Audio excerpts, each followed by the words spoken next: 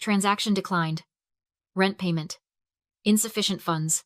I stared at my banking app. Zero balance. Yesterday, I had savings. Today, I was broke. Then, another notification dinged. Instagram. My mother just posted a video. I clicked it, and there they were, my parents, Gary and Linda, clinking champagne glasses in a Las Vegas penthouse suite. The caption read, "Living our best life." They didn't miss my college graduation because of an emergency. They missed it because they were too busy blowing $24,000 that they stole from me. Before I tell you exactly how they stole $24,000 without hacking a single password, and the trap I set to ensure they never spent another dime, drop a comment, letting me know where you're watching from. If you've ever had to pay the price for trusting family, hit subscribe. You need to hear this. I'm a risk analyst. My entire career is built on predicting bad outcomes and preventing them. I can spot a fraudulent wire transfer from a continent away. I can audit a company's ledger and find a decimal point error that hides $1 million. But the biggest liability in my life wasn't a hidden algorithm or a shadowy hacker. It was two people named Gary and Linda. And the tool they used to rob me wasn't a piece of malware. It was a form I signed when I was 18 years old. It's called being an authorized user. 8 years ago, right before I left for college, my parents sat me down. They looked so concerned, so loving. They said, "Morgan, what if you get stranded? What if there's an emergency? Put us on your account, just in case we need to help you." I trusted them. I thought they were my safety net. I didn't realize I was handing them the keys to my financial coffin. For 8 years, that card sat dormant. Until today. I scrolled through the transaction history on my phone, my stomach twisting into a knot. The charges weren't small. They were aggressive. $400 for a spa treatment, $600 at a steakhouse, $2,000 for VIP tickets to a magic show. They hadn't just used my card, they had maxed it out. $24,000 in less than 48 hours. That was every cent of credit I had. That was my down payment on a future. I dialed my father's number. My hands were shaking, not from fear, but from a cold, rising fury. He picked up on the second ring. I could hear the chime of slot machines and the murmur of a crowd in the background. "Gary," I said. I didn't call him Dad. "You drained my credit card. You maxed it out." I expected a denial. I expected a panic, maybe a lie about how the card was stolen. Instead, I heard him laugh. It was a wet, heavy sound, like he'd already had a few drinks. "Morgan, relax," he said, his voice slurring slightly. "We're celebrating. Your mother and I haven't had a vacation in 10 years. Don't be so dramatic. We'll pay you back when we hit the jackpot." "You spent $24,000, I said, my voice trembling. "That is theft. That is a felony." "It's not theft if our names are on the card, sweetheart," my mother's voice chimed in. She must have been leaning over his shoulder. "Besides, think of it as back pay. We raised you. We fed you. We put a roof over your head for 18 years. You owe us a little fun." I stared at the phone. Back pay. They were billing me for my own childhood. You might be asking yourself why I didn't cut them off years ago. Why did I keep that card active? It's something psychologists call the sunk cost fallacy of bloodlines. It's the same logic that keeps a gambler at a slot machine. You've put so much and so much love, so much patience, so much hope that you feel like you can't walk away. Because if you do, you lose everything you've invested. You keep pulling the lever, hoping that this time, they'll finally be the parents you deserve. You tell yourself that their love is just one spin away. But looking at that bank statement, seeing the evidence of their gluttony while I stood in a rented cap and gown with an eviction notice looming, the illusion finally shattered. I wasn't their daughter. I was their retirement plan. I was an investment vehicle they were finally cashing out. "I need that money back," I said, my voice steadying. "Now. Or I go to the police." "Oh, grow up," Gary snapped, the laughter gone. "We don't have the cash. We're illiquid right now. But we have a solution. Stop crying about your credit score and listen. We have a way to fix this. But you're going to have to do exactly what we say." "What solution?" I asked. The air in the room felt thin, like all the oxygen had been sucked out. "Your grandmother," Gary said. "She's sitting on a pile of cash in that trust fund. Millions, Morgan. And she's barely lucid half the time. It's just sitting there, waiting for the state to take it when she kicks the bucket." "Grandma is in hospice," I said, my voice ice cold. "She is dying." "Exactly," Linda interrupted, her voice chirpy, as if she were suggesting a new restaurant. "She won't need it much longer. But here's the problem, she's stubborn. She won't release a dime to us. She thinks we're irresponsible. Can you believe that? But she loves you, Morgan. You're the golden grandchild. The one who went to college. The one with the shiny corporate job. Get to the point, I said. The point is, Gary said, his tone sharpening. She'll listen to you. We need you to go see her. Cry a little. Tell her you found a house, a nice starter home with a white picket fence, but you're short on the down payment. Tell her you need $50,000. She'll write the check to you.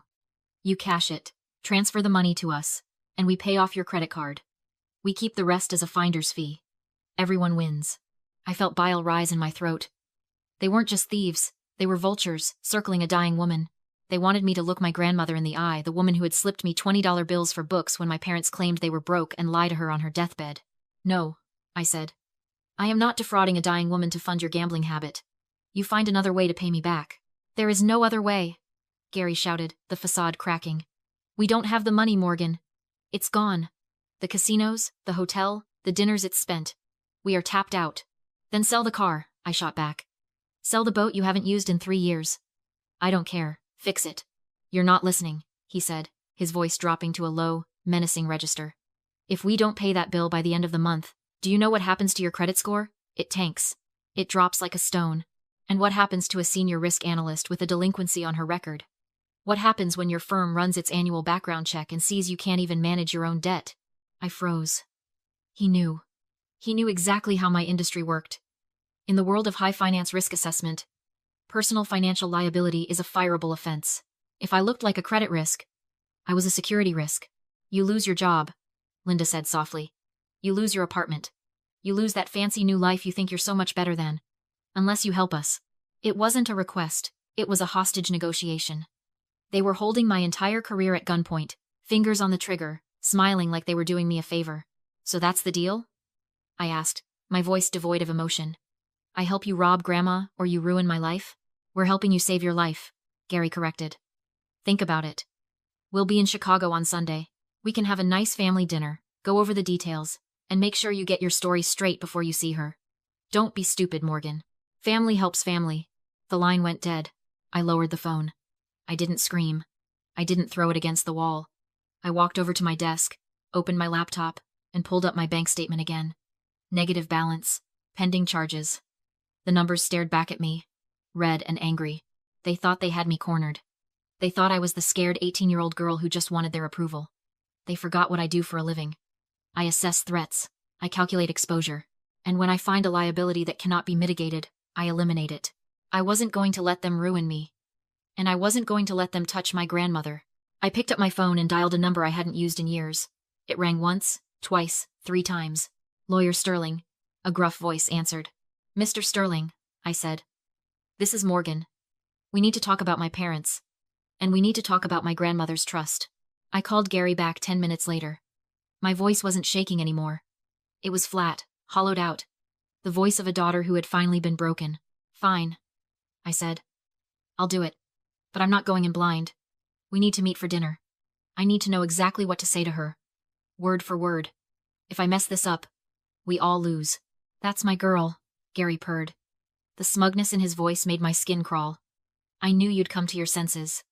We'll be in Chicago on Sunday. I booked a private room at the Vault. Steak and wine. We'll celebrate our future. He thought he had won. He thought he had bullied me into submission.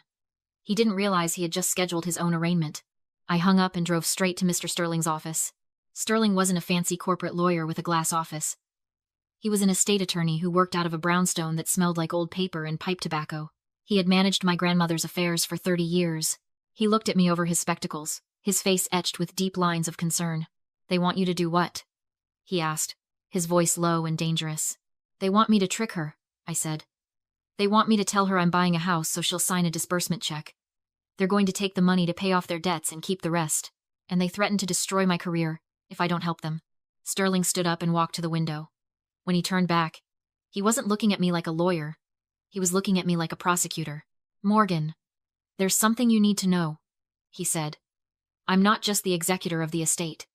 2 months ago, when your grandmother's health declined, the court appointed me as her guardian ad litem.